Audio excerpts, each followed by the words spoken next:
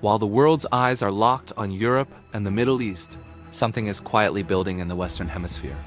Venezuela, a country sitting on the world's largest proven oil reserves, is increasingly in the crosshairs of U.S. foreign policy, sanctions, military positioning, regime change rhetoric.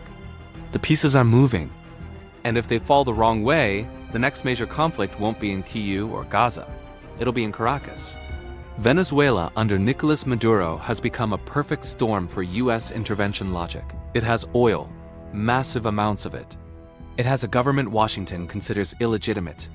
It has deepening ties with Russia, China, Cuba, and Iran.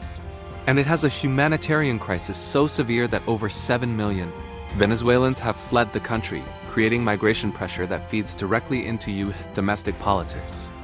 Every one of those factors is a justification the U.S. has historically used to act. The U.S. has already been running an economic war against Venezuela for years. Sanctions have targeted the oil industry. The result? Venezuela's economy has collapsed. But Maduro is still in power. And here's the lesson Washington keeps learning the hard way. Sanctions hurt civilians more than they hurt dictators. Maduro has survived by leaning harder on Russia and China, who have kept his government afloat. The pressure campaign isn't working. And when pressure fails, historically, the next step escalates. U.S. Southern Command has increased naval and air patrols near Venezuelan waters under the stated reason of counter-narcotics operations. The U.S. has indicted Maduro on drug trafficking charges, a legal framework that technically allows military action. And Venezuela's neighbor, Guyana, is now in a territorial dispute with Caracas over an oil-rich region. A dispute the U.S. has signaled it will not allow Venezuela to resolve by force. Every one of these pieces is a potential trigger. Here is what makes a U.S. intervention genuinely dangerous. Venezuela is not just a failing state. It is a Russian and Chinese strategic asset in the Western Hemisphere. Russia has military personnel, equipment, and advisors in the country. China has billions in loans and infrastructure investment tied to Venezuelan oil. A U.S. military move against Maduro is not just a regional action.